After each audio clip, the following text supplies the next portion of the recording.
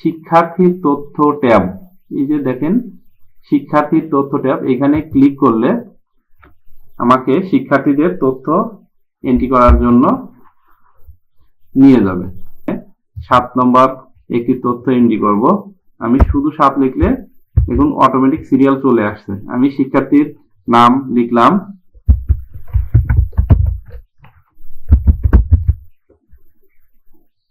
তামিম।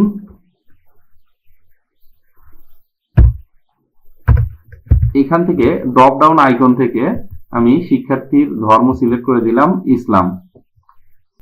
হোমে ক্লিক করলে হোমে চলে আসলাম। এখন প্রথমে বাংলা বিষয়ের নম্বর এন্ট্রি করা হবে। বাংলাতে ক্লিক করলাম।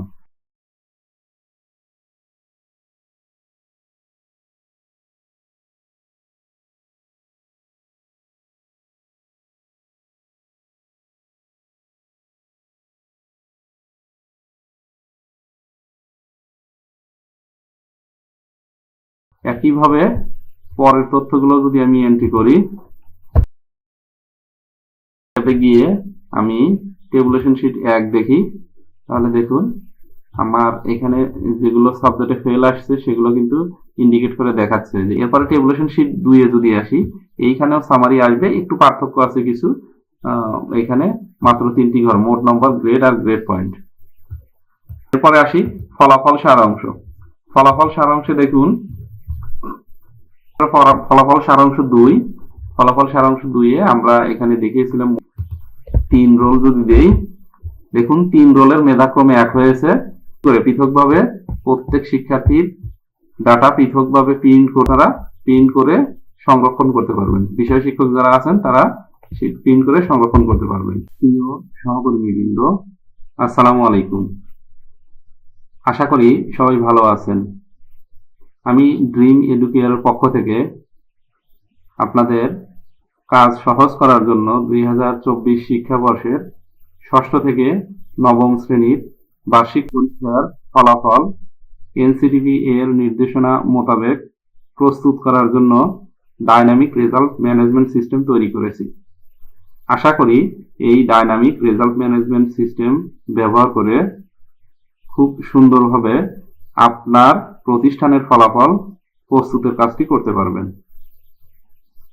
যা পাবেন এই ডাইনামিক রেজাল্ট ম্যানেজমেন্ট সিস্টেমে: 6ষ্ঠ থেকে 9ম শ্রেণীর জন্য পৃথক 4টি ফাইল, বিষয়ভিত্তিক নম্বর এন্ট্রি কপি, 2 ধরনের টেবুলেশন শীট, 2 ধরনের ফলাফল সারাংশ, একাডেমিক ট্রান্সক্রিপ্ট ইত্যাদি। কিভাবে কাজ করবেন? প্রথমে ডাইনামিক রেজাল্ট ম্যানেজমেন্ট সিস্টেম এর যে কোনো একটি শ্রেণীর ফাইল ওপেন করতে হবে। আপনাদের যে ফাইলগুলো দেওয়া হবে সেই ফাইলগুলোর মধ্যে থেকে যে কোনো একটি ফাইল ওপেন করবেন। ফাইল ওপেনের ক্ষেত্রে যদি কখনো এনেবল এডিটিং লেখা আসে তাহলে অবশ্যই এনেবল এডিটিং এ ক্লিক করতে হবে।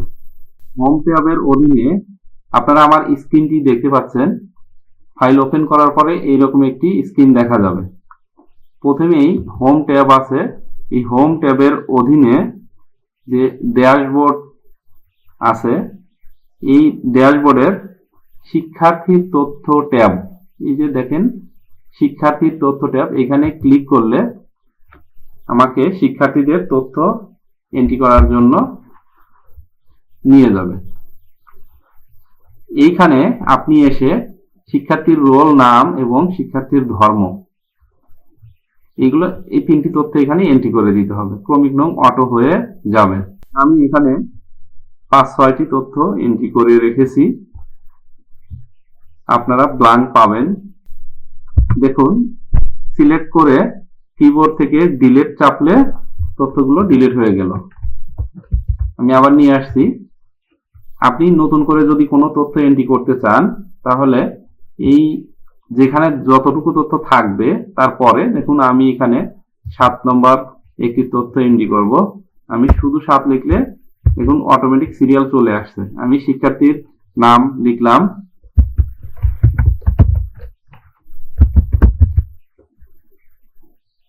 তামিম।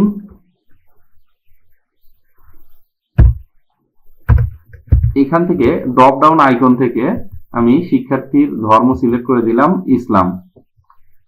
দেখুন আগে আমার তথ্য ছিল 6টি আর নতুন করে একটি এন্ট্রি করলাম। এখন এই যে আমি তথ্যগুলো এন্ট্রি করলাম সবগুলো শীটে কিন্তু এই লেখাগুলো হয়ে যাবে।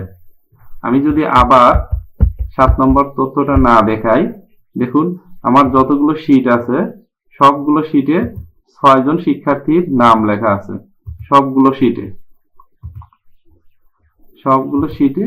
6 জন করে শিক্ষার্থীর নাম লেখা আছে। আমি যদি হোম পেজে গিয়ে আবার শিক্ষার্থীর তথ্যতে যাই, এখানে আমি বলেছিলাম 7 নম্বর তামিম। আমার এই ফরম্যাটটি তৈরি করা আছে ইউনিকোড ফন্টে, নিকোশ ব্যান্ড দিয়ে লেখা আছে, নিকোশ ব্যান্ড ফন্টে লেখা আছে। আমি এখান থেকে শিক্ষার্থী ড্রপ ডাউন থেকে ইসলাম সিলেক্ট করে দিলাম, যে ধর্মের থাকবে আপনারা সিলেক্ট করে দিবেন। তাহলে শিক্ষার্থীর বেসিক তথ্য ইনপুট দেওয়া হয়ে গেল।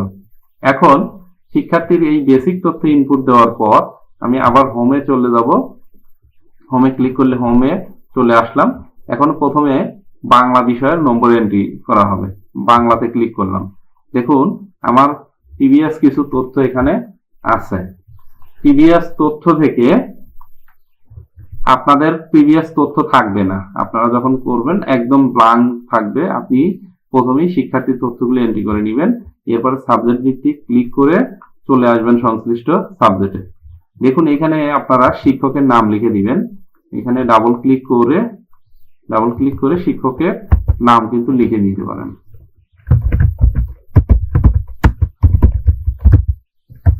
ধরুন আমি একজন শিক্ষকের নাম ফয়সাল আহমেদ লিখে দিলাম, তাহলে বাংলা শিক্ষক হিসেবে দেখালাম। এখন আমার শিক্ষণকালীন মূল্যায়ন এনসিটিভির নির্দেশনা অনুযায়ী এইভাবে ভাগ করা আছে 10 10 10। শুধুমাত্র শিল্প ও সংস্কৃতিতে 15 10 5 এইভাবে দেওয়া আছে। আপনারা পৃথকভাবে নম্বর এন্ট্রি করতে পারেন, অথবা আমার এইখানে এই ঘরে ফর্মুলা দেওয়া আছে। যদি আপনারা মনে করেন যে না পৃথকভাবে এন্ট্রি করতে কষ্ট হবে, তাহলে 30 এর মধ্যে কত দিবেন এইখানে ফর্মুলা আছে, কোনো সমস্যা নেই, আপনি আপনার মতো নম্বর এন্ট্রি করে ফেলবেন। যেমন আমি এখানে দেখিয়েছি আসিফ হোসেন, তাকে আমি অ্যাবসেন্ট দেখিয়েছি। দুইটি তথ্য দেখিয়েছি, আমি এই দুইটি ঘরে পূরণ করেছি। আমি আরো একজন শিক্ষার্থীকে অ্যাবসেন্ট দেখাবো, তাহলে আপনাদের বোঝার সুবিধা হবে। আচ্ছা আসি, এইখান থেকে আমি শিক্ষার্থীদের তথ্য মুছে দিলাম। শিক্ষার্থীদের তথ্য মুছে দিয়ে আমি এখানে দিচ্ছি 8 7 5। দেখুন অটো 20 হয়ে গেছে। আর এই শিক্ষার্থীকে আমি কোনো এখানে নাম্বার দিচ্ছি না, আমি এখানে শুধু লিখে অ্যাবসেন্ট দেখালাম, অ্যাবসেন্ট। আচ্ছা, আর পরের শিক্ষার্থীকে আমি যদি মনে করি যে না আমি এই পাশে কোনো তথ্য এন্ট্রি করব না, তাহলে এইখানে আমি দেখাই দিতে পারি যে শিক্ষণকালীনে সে কত পেয়েছে। ধরে নিলাম যে সে 25 পেয়েছে, নম্বর এন্ট্রি দিয়ে দিলাম। তাহলে আমার শিক্ষণকালীনের নম্বর এন্ট্রি দেওয়া হলো। আর এখান থেকে আমি লিখিত 100 নম্বরের মধ্যে কত পেয়েছে সেই তথ্যটি দেখাবো। ধরুন যে 100-র মধ্যে 33 পেয়েছে, 100-র মধ্যে 55 পেয়েছে, 100-র মধ্যে 2 পেয়েছে, আর একে বলেছি অ্যাবসেন্ট, ঠিক আছে, এ লিখে দিলাম। আর সে 100-র মধ্যে 70 পেয়েছে। দেখুন আমার শিক্ষার্থীদের তথ্যগুলো এন্ট্রি এখানে কমপ্লিট হয়ে গেল বাংলা বিষয়ের। আমি যদি এখন সেভ করে দিলাম, এখন আমি হোম স্ক্রিনে ফিরে যাই। হোম স্ক্রিনে ফিরে গেলে এখানে আমার টেবুলেশন শীট 1-এ যাই। দেখুন আমি বাংলার যে তথ্যগুলো এন্ট্রি করেছি অটোমেটিক এখানে চলে আসছে। বাংলার 7 জনের তথ্য আমার দেখুন চলে আসছে। যাকে অ্যাবসেন্ট দেখিয়েছিলাম তার কিন্তু কোনো গ্রেড পয়েন্ট আসেনি। টেবুলেশন শীট 2-এও দেখুন বাংলার শিক্ষার্থীদের তথ্য চলে এসেছে। ফলাফল সারাংশ এখানেও চলে এসেছে। বাংলার যে শিক্ষার্থীদের তথ্য এন্ট্রি দিয়েছিলাম এটা টেবুলেশন, এই সারাংশটা সবগুলো সাবজেক্ট মিলে আসবে। ফলাফল সারাংশ, এখানে কতজন শিক্ষার্থী, আমি এখানে মোট শিক্ষার্থী দেইনি, এখানে আমাকে একটি কাজ করতে হবে, মোট কতজন শিক্ষার্থী ছিল এটা আমাকে দেখিয়ে দিতে হবে। ধরে নিলাম যে 90 জন শিক্ষার্থী ছিল। 90 জন শিক্ষার্থী, আমি এখানে যে কয়জন শিক্ষার্থীর নাম এন্ট্রি করব সেই কয়জনকে আমার এখানে দেখাবে যে পরীক্ষায় অংশগ্রহণকারী।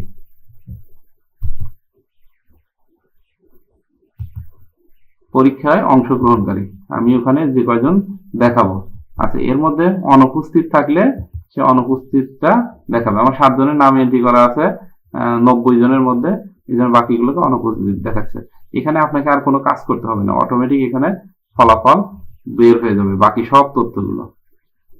একক ফলাফল, এইখানে আমরা রোল নম্বর পরিবর্তন করে দিয়ে, রোল নম্বর পরিবর্তন করে দিলে আমার অটোমেটিক এই রেজাল্টগুলো চেঞ্জ হতে থাকবে। যেহেতু আমার তথ্য সম্পূর্ণ এন্ট্রি করা নেই, বাংলায় ছিলাম। একইভাবে এখন যদি আমি ইংরেজি সাবজেক্টে আসি, আমার দেখুন কিছু ডাটা এন্ট্রি করা আছে, কিছু ডাটা এন্ট্রি করা আছে। আমি শুধু লিখিত পরীক্ষার 100তে কত পেয়েছে সেই তথ্যগুলো এন্ট্রি করে দিচ্ছি।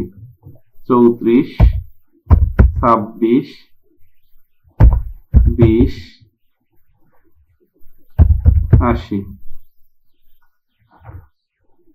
55। আর এখানে যদি আমরা টোটালে দিয়ে দিই 30 30 দিয়ে দিলাম, দেখুন আমার ইংরেজিতেও এন্ট্রি শেষ হয়ে গেল, ইংরেজির এন্ট্রিটাও শেষ হয়ে গেল। এখন আমি আমার একটু কাজ সহজ করার জন্য, আচ্ছা আমার পরের শিটেও আছে, আমি এখানে ক্লিক করব, ইংরেজির পরে পরের ট্যাবে চলে যাবে গণিত, আমি গণিতে এন্ট্রি করতে চাই। গণিতেও একইভাবে 88, 45, 65, 33, 12। দেখুন আমি এন্ট্রি করেছি, শিক্ষণকালীন এটা দেইনি, শিক্ষণকালীন ধরে নিলাম এটাই। এই যে আমার এভাবে এন্ট্রি হচ্ছে। দেখুন অ্যাবসেন্ট দেখালে এটি কিন্তু অনুপস্থিত শেষে আমাকে দেখাচ্ছে। একইভাবে পরের তথ্যগুলো যদি আমি এন্ট্রি করি,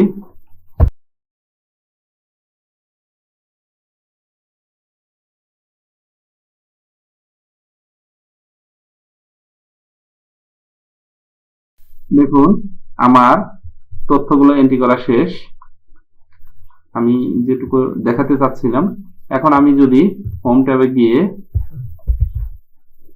ট্যাবে গিয়ে আমি টেবুলেশন শিট 1 দেখি, তাহলে দেখুন আমার এখানে যেগুলো সাবজেক্টে ফেল আসছে সেগুলো কিন্তু ইন্ডিকেট করে দেখাচ্ছে যে 21 পেয়েছে, এটি এখানে এই সাবজেক্টে অ্যাবসেন্ট আছে, এখানে 30 পেয়েছে। দেখুন আমার বলা ছিল যে কোনো সাবজেক্টে, এখানে আমার শর্ত দেওয়া আছে কোনো সাবজেক্টে যদি অ্যাবসেন্ট হয় তাহলে মোট নম্বর হবে না, তাকে অ্যাবসেন্ট দেখাবে। তাই এইখানে যেহেতু অ্যাবসেন্ট আছে, এটায় প্রথম দিকে অ্যাবসেন্ট আছে, এই যে অ্যাবসেন্ট, এই কারণে নাম্বারগুলো দেখায়নি। বাকি ক্ষেত্রে 630, 600, এইখানেও কোন একটা বিষয় ফেল আছে, ফেল থাকার কারণে বাংলাতে ফেল দেখাইছে, এই কারণে এফ গ্রেড আসছে, এখানে নম্বর যোগ হয়নি বা 0 আসছে এখানে। তাহলে আমরা এখান থেকে দেখতে পাচ্ছি জিপিএ 2জন শিক্ষার্থীর জিপিএ হয়েছে, গ্রেড বের হয়েছে, মেধাক্রম বের হয়েছে, মেধাক্রম এই যে 3জন। মেধাক্রমের ক্ষেত্রে জিপিএটাকে অগ্রাধিকার দেওয়া হয়েছে, জিপিএ যার বেশি সে মেধাক্রম আগে হবে। যদি জিপিএ সমান হয় তাহলে মোট নম্বরের ভিত্তিতে, মোট নম্বর যার বেশি সে হবে। মোট নম্বরও যদি সমান হয় সেই ক্ষেত্রে গণিত বিষয়ে যে নম্বর বেশি পেয়েছে তার মেধাক্রম আগে আসবে। আমি এটি দেখালাম টেবুলেশন শিট 1। এরপরে টেবুলেশন শিট 2 এ যদি আসি, এইখানেও সামারি আসবে, একটু পার্থক্য আছে কিছু। এখানে মাত্র 3টি ঘর, মোট নম্বর, গ্রেড আর গ্রেড পয়েন্ট, এটি থেকে এখান থেকে পাওয়া যাবে। কে কত বিষয় ফেল করেছে সেটিও এখানে পাওয়া যাবে। একজনের এক বিষয় ফেল ছিল সেটি এখানে দেখাচ্ছে। আর যাদের ক্ষেত্রে অ্যাবসেন্ট আছে তাদের ক্ষেত্রে কয় বিষয়ে ফেল এটা দেখাবে না। কোনো একটা বিষয়ে যদি অ্যাবসেন্ট থাকে তাহলে ফেলটা এখানে আসবে না, কয় বিষয় ফেল। সবগুলো পরীক্ষা দিলে তখনই শুধুমাত্র কয় বিষয় ফেল সেটি দেখাবে।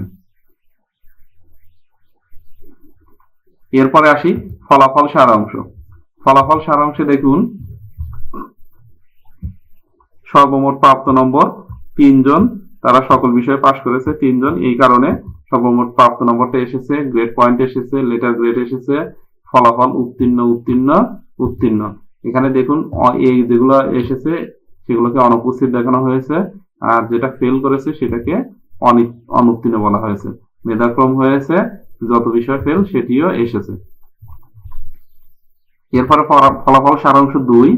ফলাফল সারাংশ 2-এ আমরা এখানে দেখিয়েছিলাম মোট শিক্ষার্থীর সংখ্যা 90 জন। এর মধ্যে আমি তথ্য এন্ট্রি করেছি 7 জন, এই জন্য ধরে নিয়েছে যে 7 জন পরীক্ষা দিয়েছে, বাকিগুলোকে অনুপস্থিত দেখিয়েছে। অটোমেটিক এখানে সর্বোচ্চ নম্বর 630 পেয়েছে এই ক্লাসে 1000 নম্বরের মধ্যে।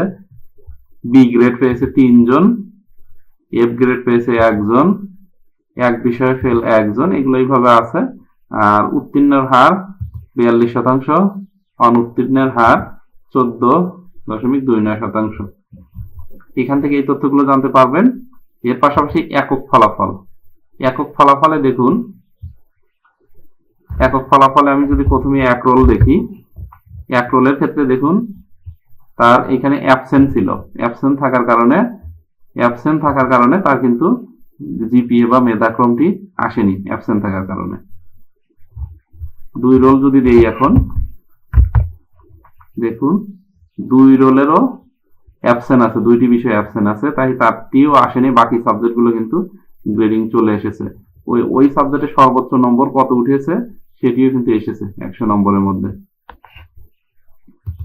3 রোল যদি দেই, দেখুন 3 রোলের মেধাক্রমে 1 হয়েছে, জিপিএ 3.45। এখানে তার একটা মন্তব্য এসেছে সন্তোষজনক। এইগুলো প্রিন্ট করে পৃথকভাবে প্রত্যেক শিক্ষার্থীর ডাটা পৃথকভাবে প্রিন্ট করে শিক্ষার্থীকে সরবরাহ করতে পারবেন, খুব সুন্দরভাবে এটি করতে পারবেন। আর নম্বর শিটগুলো যেগুলো আমরা প্রতি বিষয়ের শিক্ষার্থীদের তথ্য এন্ট্রি করেছিলাম, বাংলা, ইংরেজি, গণিত, এইভাবে সেগুলো আপনারা প্রিন্ট করে সংরক্ষণ করতে পারবেন। বিষয় শিক্ষক যারা আছেন তারা প্রিন্ট করে সংরক্ষণ করতে পারবেন। এভাবে খুব সহজেই ডাইনামিক রেজাল্ট ম্যানেজমেন্ট সিস্টেমের মাধ্যমে আপনার প্রতিষ্ঠানের ফলাফল খুব সুন্দরভাবে দ্রুততম সময়ের মধ্যে এবং নির্ভুলভাবে প্রস্তুত করতে পারবেন। এই রেজাল্ট ম্যানেজমেন্ট সিস্টেমটি প্রাপ্তির জন্য আপনারা গুগল ফর্মটি পূরণ করলে ওখানে কিছু শর্ত আছে, সামান্য কিছু সম্মানী বিষয় আছে। আপনারা কাঙ্ক্ষিত আপনাদের ফলাফল প্রস্তুতের ডাইনামিক রেজাল্ট ম্যানেজমেন্ট সিস্টেমটি সংগ্রহ করতে পারবেন। সবাই ভালো থাকবেন। আপনাদের সবাইকে ধন্যবাদ জানিয়ে শেষ করছি। আসসালামু আলাইকুম ওয়া রাহমাতুল্লাহ।